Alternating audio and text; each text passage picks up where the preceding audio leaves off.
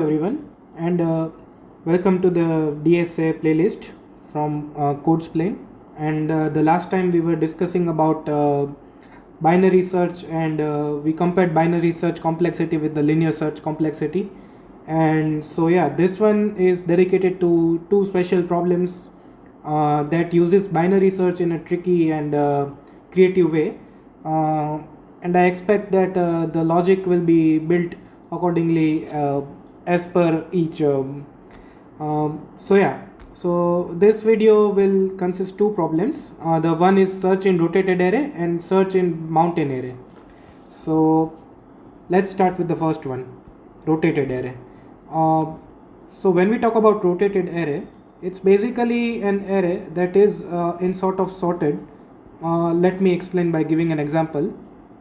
Let's say 12, 13, 15, 8, 9, 10 and 11. Alright, so we said that we will be using binary search. Now we know that binary search requires the array to be sorted completely, and from this array we can say that this array is kind of sorted, meaning this part is sorted from 8, 9, 10, 11, but also the first part is sorted as well. It's just not in completely sorted, means if the original array was to be said as 8, 9, 10, 11, then these last three would come 12, 13 and 15. Then we can say that the array is completely sorted, and we can simply use the binary search to find our target. So let's say our target can be we can say it's 9 over here in this case, which is over here. Now if we are giving directly this array, then we can't use binary search directly on this one. We need to find a way to use binary search in two portions, because one is this and one is this, right? So, and we know that in binary search there are we have to give them ranges. The function requires ranges, which is start and end, and every time the start and end is calculated, the mid portion is also calculated accordingly. So binary search will be applied, but not completely to this array. It will be applied to one separately and two separately. So that can make our task easy. So now the second question arises: how to find the point from which the array is to be divided in two parts, 1 and 2. So that's where the concept of rotated array comes. So we can see that if the original array was like this, 8, 9, 10, 11, 12, 13, 15, then we can simply use binary search. But you can see that 15 came to this, then it must have come to the second element, and then it came to the third position, which is this. Same way 13 came to the second position and 12 came to the first position. So it sort of ran a cycle three times in this example, where the 15 originally was here, but it came to here, then here and here. So it's basically the pivot point of the array. So let's say that 15 is the pivot point, and the pivot point is in index 2. So let's say we found the index, which is second, and now if we know the index, then we can simply use the binary search with the ranges, two ranges, from start to the pivot. Our pivot is 15 in this case, and then from pivot plus 1 to end, which is array.length minus 1 in this case, in all the cases basically. So this makes sense, because we just have to use binary search on both parts, basically one after one. If our target is not in this one, then we use apply binary search on this one, and if it is not in both, then we simply return -1, that the target not found. So now, doesn't this algorithm and doesn't this problem seem much easier now? That how about if we knew the pivot point, we could simply find out the by a target. by simply applying binary search to both the portions. So now the main question arises that how to find the pivot point. So let's say our pivot point. Now pivot point is basically the point at which the element on that index is the highest. If you can see that 12 and 13 are both less than 15, which is the pivot, and everything that is coming after the 15, 8, 9, 10, 11 are also less than 15. So we can say that pivot point is basically greater than all elements in the array. That does make sense, right? Because all the elements are actually less than the pivot point. And the other pattern which we can see is that both the portions, part 1 and part 2, which is and in between lies the pivot, are in ascending order. That is also the pattern, right? So we can simply find the pivot, and like I said, we can apply the binary search to both the parts. So now let's talk about finding the pivot. So we in a way we can also use the binary search to find the pivot. So let's see how that works. So in this case our pivot is 15, right? So if we find the mid element like we do in binary search, which is basically start plus end by 2, right? So our mid element could be in this case 0, 1, 2, 3, 4, 5, 6, right? So 6 by 2, 3. So 0, 1, 2, 3. So 8 is basically our mid element, equals 8. Now we know that the binary search uses the while loop, right? Uses the while loop of the condition start is less than or equal to end, right? We know that condition, that every time we do that the mid is found inside that. So here we get our mid, which is 8 in the first case, right? So accordingly we know that 8 is going to be less than the pivot, right? Means the pivot we found, 8 is less than 15. Now let's say we can use this logic that if array of mid is greater than array of mid plus 1. Understand this case, alright? So array of mid, which is 8, right? The element 8, in this case 8. I'll write the array again over here so it doesn't create any confusion, right? So 12, 13, 15, 8, 9, 10 and 11. So 8 is greater than array of mid plus 1, so 9. So we know that this is not the case, right? But let's say if that was the case, so if this was our mid in this case and 15 is greater than 8, right? So if that was the case, then we know that we could be in the right position, because if we go to the left side, the elements would keep decreasing, and if we go to the right side, the elements keep on increasing, right? Only at one point does a condition arise that it is greater than both the sides. Here everything and here everything, rest all is everything in ascending order, right? But if it is the pivot point, then we know that it is going to be greater than both the sides, right? So if 15 was actually the mid one, then this condition is sufficed, right? So we can say that we can simply return the mid element over here. Now that is our first case. This is case 1. Let's talk about the second case, which could be if now this is the one which is actually in our case, right? Array of mid is less than array of mid minus 1.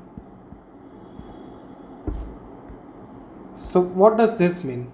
array of mid, which is 8 in our case, right, is less 8 is less than mid minus 1, which is 15. Yes, that is also correct. So by the way, this situation will only occur once, where if this arises, this will also get true, because array of mid is also greater than array of mid plus 1. So, and that is also true, but 15 is not mid in our case. I'm just sharing that, which I explained over here, that it is the only element pivot in the entire array where all the elements before and after it will be lesser than this one. So in this case 15 is actually greater than the mid, which is, so we simply return mid minus 1, mid minus 1. This is case 2. What about case 3 and case 4? Now case 1 and case 2 will simply return the mid or mid minus 1, right? What about cases 3 and 4, where we actually need to control our start and end boundaries? So let's talk about those two cases. So if array of mid is less than equals to array of start. So if that is the case, which means our mid element, which is 8 in this case, is less than equals to start, which is also true. So we know that if that is the case, our pivot point is in the leftmost direction, because if this element is less than this, then we can also say that the mid element, which is 8 right now, is also less than all of this. So that does mean that the mid element, that the pivot element must be in the leftmost part. That is also true. So that's why we simply change our end boundaries. So here we can say that end is equals to mid minus 1. Correct. And if that is not the case, then what is one more thing remaining, the one last case, which is if mid element is actually greater than the first element. If that is the case, then we know that our pivot point must be in the rightmost direction, because all the elements are still increasing one by one. See, 8, then 9 is greater than 8, then 10 is greater than 9. So it must be in the righter half, the right part. So we simply change the start position. So else start is equals to mid plus 1. That is also correct. So basically case 3 and case 4 will regulate the positions of start, and accordingly each time the mid will be calculated, and when the mid will be calculated, we will either get the mid from this case or this case, which is case 1 or case 2. And that's how we get our pivot point. So by the way, this function needs to return something. So if the function is all situated in the if else cases, we also need to return a minus 1, by the way, simply just for the sake of the function, right? Because the actual returning of the pivot point will be from case 1 or case 2. So let's we found our pivot point from the given array. Now our task is actually very easy, to be honest. Let's say we actually create a function. So I'll make a partition, and so search function which takes in the array. So nums is our array and our target. So now that we know our pivot point, we can simply call that function is equals to func of pivot. Now this consists the pivot point.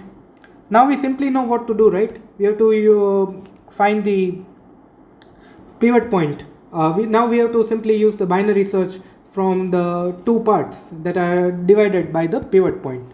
So start to pivot and pivot plus 1 till end. These both things needs to be using binary search now.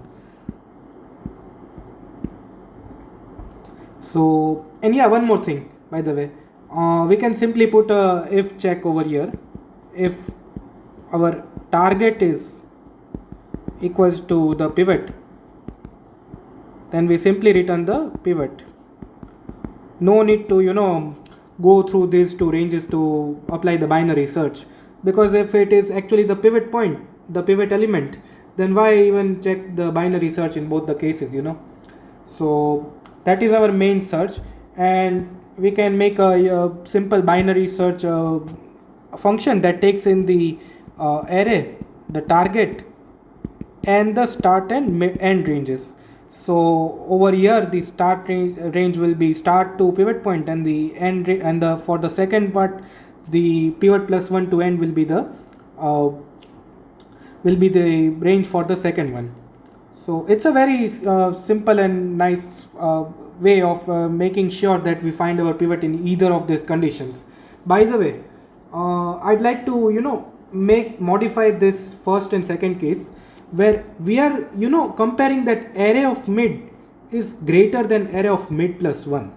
Now this will only happen if our mid is if our mid is less than end, because if mid is equals to end, means if we are at the last part of the array, then it will go for out of bounds index and error will be given. So we also need to put an AND case by saying that mid is less than end, because only then the mid plus 1 will be checked. Because so put an AND and apply the mid is less than end condition as well. And same goes for the second case as well, because here we are checking the mid minus 1 element. Now mid minus 1 is only possible if mid is greater than start, means something needs to be there before the mid element to be checked. If the mid element itself is the first element we are checking, then it can't be possible, right? So array out of bounds exception will be raised.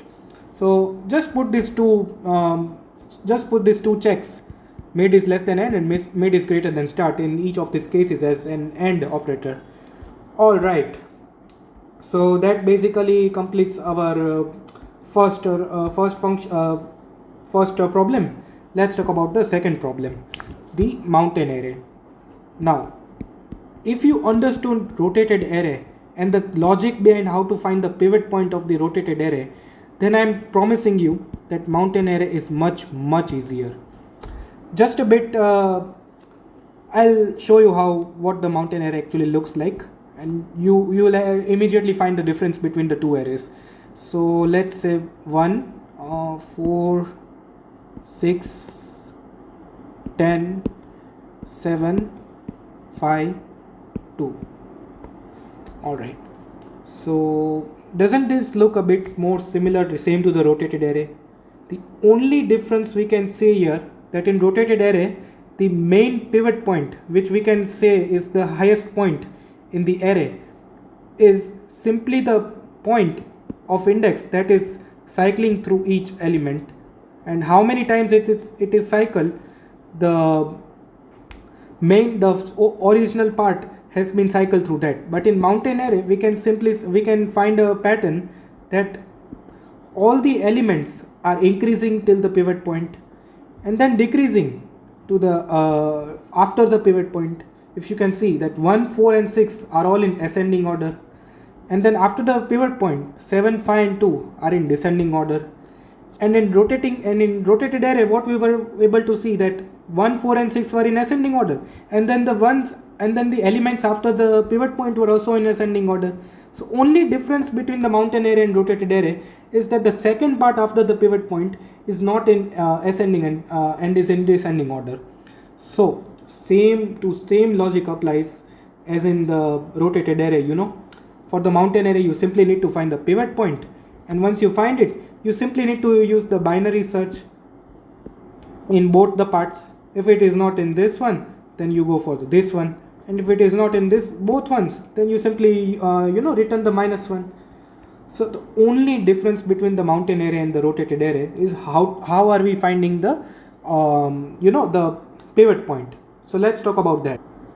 All right, so let's make a function to actually help me explain you the mountain peak element. Before that I do that, let's try to understand how can we find the peak element over here. So if you can notice that there will be one element, we know that the peak element is 10 in this case. If you can notice, it is the only element where the element is greater than the one next to it and is also greater than the one before that element. 6 is less than 10, that is correct. 7 is also less than 10, that is also correct. It is the only element where if you find, you can simply put a check, that if we use the binary search over here, where the start is equals to 0, end is equals to array.length minus 1. That is our base conditions, right? We always find the start and end by this. Now we apply the while loop, that start is less than end. Yeah, that is also correct. This is all we are doing since binary search. Every time here also we have to use the binary search logic. So here now the next step would be to find the mid, which is equals to start plus end by 2, right? So we find our mid. Let's say our mid in this case would be 0, 1, 2, 3, 4, 5, 6. So yeah, actually in this case it is actually 10 only, but let's say it was a 7 or maybe 6, right? So we can put it. Now there are simply two cases only, that if our mid means the array, the middle element is less than our the element that is coming after the mid. Now what does this condition suggest us? That if the mid element, which is 10 in this case, right, it is less than the one after it, which is 7, but that is not the case, right? But if that was the case, meaning if our mid would be the sixth one and it is less than 10, which is true, so we are in this portion, we are in the left part, right, where everything is in ascending order. So there must be something that is after this mid element which is greater than it. So we simply put our mid, we search from the second part. If this was our mid and we know that it is less than the one after it, so we can say that our peak element lies between this and this, in this part, right, not in the first part. So we simply put our ranges from here to here. So we can simply say, if this was the case, we can say that our start is equals to mid plus 1. And if that is not the case, meaning if we are in these portions where everything is in descending order, and if 7 was our mid and we check, let's put an else if so you can get clarity. So else if our array of mid is actually greater than lesser than is array of mid is actually it's actually lesser than array of mid plus 1. If that was the case, meaning if 7 was our mid and something m minus 1 would come over here. So if else if array is the element which is our mid, something is before that element, which is 10 in this case, is greater than that. So we know that we are in this descending part, where we know that something is coming before this mid element which is actually greater than the mid element. Then what do? We can simply say that our peak element must be lying in this range, in the first half, because as we are going backwards, we are suggesting that something is coming back and back which is greater than the ones after it. So we simply need to shift our range from the first half, second half to the first half. So here we can simply say that our end is equals to mid minus 1, right? So now we are checking from the first half. Over here we will be checking from the second half. It is same like binary search. It's just simple maths and simple logic. And at the end, what will happen? If we do a dry run, then our end will be equal to the mid. So yeah, in this case, either the end is equals to mid or our start will be equal to the mid, because we are reducing the mid in such a way that either the start is going to match the mid or the end is equals to mid. So we can simply return the mid element or the start element or the end element, anything, because whenever this while loop is going to terminate, which means our start is actually greater than end, then all the mid elements or then whatever we are going to get from it, the start, mid or end, are going to be equal. So we can return anything, you know. So this is how we got our mid. Now one more thing, this is our function, by the way. This function was to find the peak element. Now we can make the final function, which is the search function, which uses the peak element. We can simply find the peak by using this element. So now we have our peak. But one thing, now when we know that we are going to use the binary search on the first part, which is in ascending order, right? Our array, let's make it clear. Let's redraw the array over here, so it gets easier to understand. 1 4 6 10 5 7 5 1 4 6 10 7 5 and 2. All right, so we found our peak element, right, which is 10 in this case.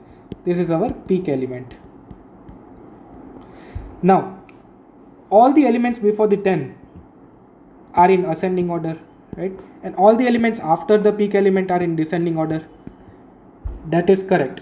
So we know that our basic binary search is going to only work for the ascending order. So we need to somehow make a dynamic binary search function that will work for both cases. So let's see how that works, because we can't use the same binary search logic for descending order as well. We simply need to, it's very basic, by the way. It's very common. Nothing changes much in that. So let's say our binary, this is the name of a function. This will take the array, it will take the target, it will take the start, and it will take the end. So all the things that we declare, the start and end inside the search function, will be given as parameters in this case. So it can work in both the cases, So next thing we can do is make a boolean variable, where basically it can be called as ascending, and let me first erase this line, it's unnecessary right now. So the ascending order, the value will be given over here as array of start is less than array of end. So whatever we pass over here and here, it will simply determine if the element over here is less than element over here. And if that is the case, then it basically means it is in ascending order, and that is also correct. Let's say our first part is 1 4 and 6, right? So 1 4 and 6 is our first part, and we are going to do the binary search over here, right? So if that is the case, which basically means that array of start is basically less than array of end, which is the case, so it is in ascending order. And if this condition is false, which means the array of start is greater than array of end, then this part will be given, then it will be in descending order, right? So that can work for this part, which is 7 5 and 2, right? So we can basically say that if it is in descending order, so the false one will mean that it is in descending order, right? And that is the case for the second part, so it will work for both. Now we can simply put a check before we make a while loop for the binary search. If ascending order, if it is true, this basically means it is true. So we do our regular binary search, that while start is less than end and all the things. And if that is not the case, meaning if it is false, then all the things that we did in binary search will remain the same. We simply need to reverse the conditions, that if it is false, then we do if end is greater than equal to, or whatever you want to do, if end is greater than start, and all the things that we did in binary search will be the same over here.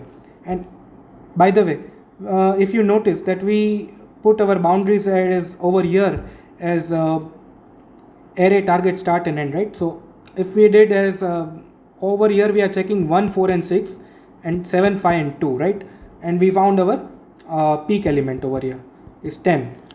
We didn't check 10 at all in the target, right? So before all these, booleans, we declare the boolean ascending and all, we can simply put a check over here that if peak element is equals to the target, simply return the peak, because that can also be true.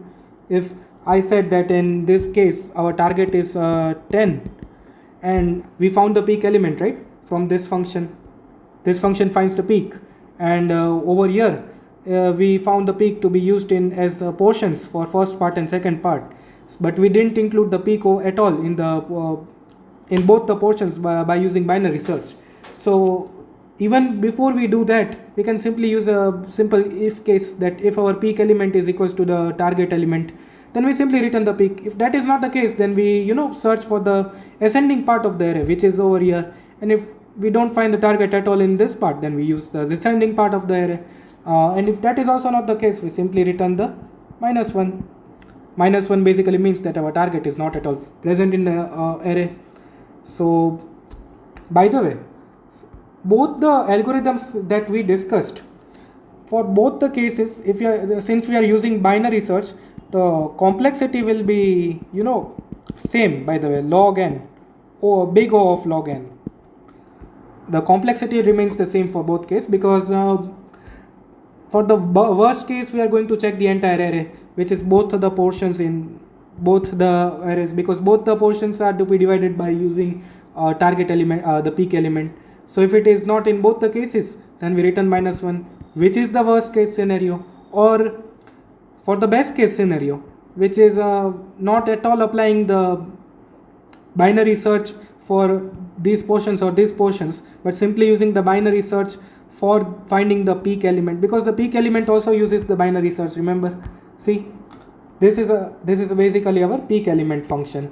It also uses the while loop, start and end, if array this. It basically is a modified binary search function. So, and we know that the complexity of that is big O of log n. So yeah, so basically the best case scenario is big O of log n. The worst case will also be big O of log n. I hope you understood both the questions. Now, the very most simple option. Now, if I were to make another question out of the rotated or the mountain array, let's say I can make a question out of the rotated array, that how many cycles have been passed in the rotated array, like 12, 13 and 15. We can see from this array that this is the original array, right? This is the original array. 8, 9, 10, 11, 12, 13, 14, 15, right? This is our peak element. So the peak element is in the first, second and third position, which is index number 2. So simply, don't even need to find a target element in this case. When we find the peak element somewhere, see, this is our, this is, I think, the peak element function, return -1. Yeah, these 4 cases return the peak element, right? So this peak element, which is less than the index, actually means the position. So we simply add +1 to the peak to determine the cycle number, and that is how the question is answered using that. So we simply solved 3 questions in 2 logics. I simply explained you rotated array and the mountain array, and we solved another simple question just by the logic of the rotated array, by finding the number of cycles that is present in this array. So we can simply, it's very simple. So yeah, let's next time we will be doing one more complicated question. I think the video is long enough to make you understand the logic behind the 2 codes. I hope it was enjoyable for you. Thank you for attending the classes. The next one will be still related to binary search. I think I got a few more questions that I'd like to explain to you. So yeah, thank you.